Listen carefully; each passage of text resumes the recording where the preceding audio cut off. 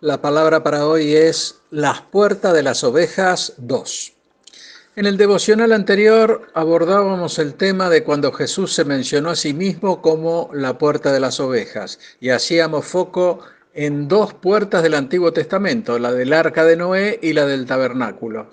En el presente devocional apuntaremos al Nuevo Testamento, ya no como simbología de Cristo, que habría de venir, sino más bien como el Salvador que ya había venido a cuidar y proteger a sus ovejas.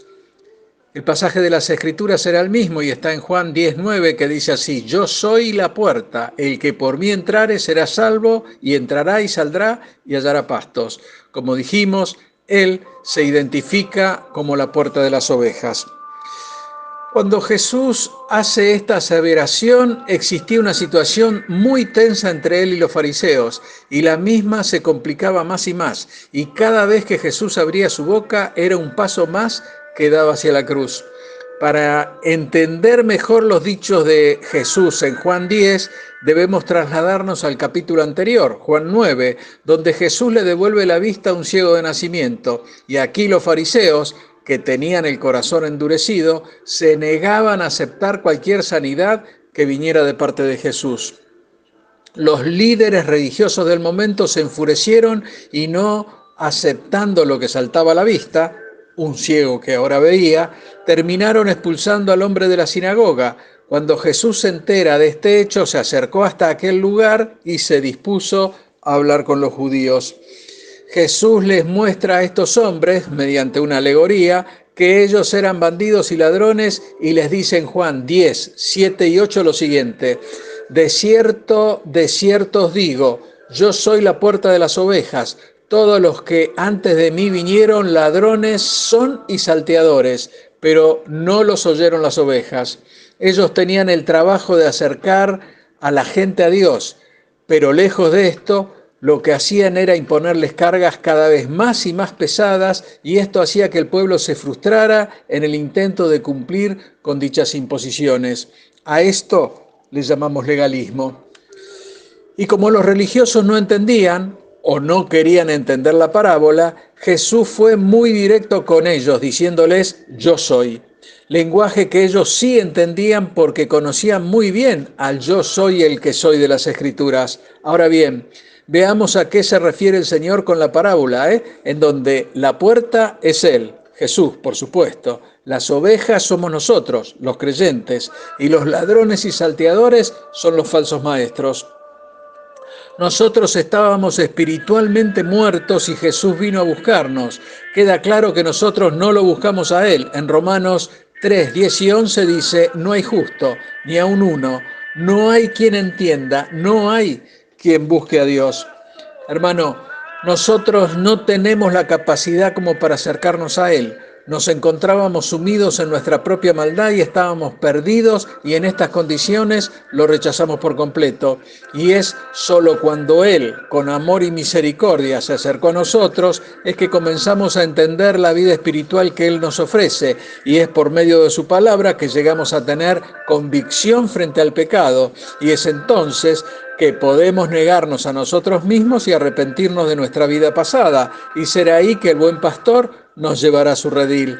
Es entonces en que podemos atravesar la puerta que nos conduce a la vida eterna.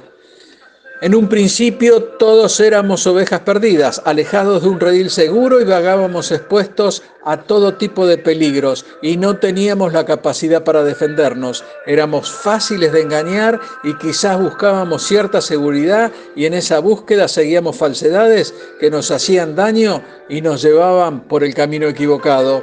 Nuestro discernimiento no era el adecuado, creíamos en cosas ajenas a Dios. En definitiva, éramos ciegos que nos dejábamos guiar por ciegos. Mateo 15:14 dice: dejadlos, son ciegos guías de ciegos, y si el ciego guiare al ciego, ambos caerán en el hoyo. Pero hay buenas noticias, hermano. El buen pastor nos buscó y nos encontró y nos introdujo en un redil seguro, y es solo en Jesús y en nuestra fe en Él es que podemos llegar a ser salvos. Él es el único camino. Él es la única puerta para acceder al Padre. Fuera de Él, nosotros seguimos enemistados con Dios sin ninguna posibilidad de reconciliación. Y es por eso que Jesús deja bien en claro que Él es la puerta de las ovejas. No es una puerta o una alternativa más, no, no, no.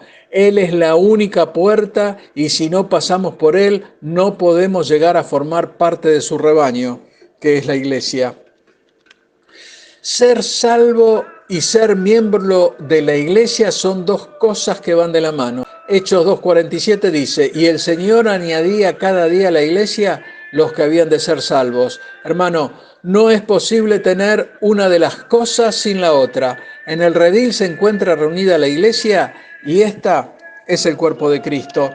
Por lo cual, hermano, el redil representa nuestra comunión como miembros de la iglesia y es ahí que formamos un solo cuerpo en Cristo, donde Él comienza a limpiarnos por dentro. Isaías 1:18 dice, si vuestros pecados fueren como la grana, como la nieve serán emblanquecidos. Si fueren rojos como el carmesí, vendrán a ser como blanca lana. En el redil crecemos y desarrollamos nuestros potenciales. En Hebreos 13:7 dice, acordaos de vuestros pastores que os hablaron la palabra de Dios, considerad cuál haya sido el resultado de su conducta e imitad su fe. En el redil el Señor nos protege de las falsas enseñanzas. En Mateo 24:24 dice, porque se levantarán falsos cristos y falsos profetas y harán grandes señales y prodigios, de tal manera que engañarán, si fuere posible, a uno los escogidos. Y además en el redil nos fortalecemos. En Hebreos 10:24 y 25 dice, y considerémonos unos a otros para estimularnos al amor y a las buenas obras, no dejando de congregarnos como algunos tienen por costumbre, sino exhortándonos y tanto más como veis que aquel día se acerca.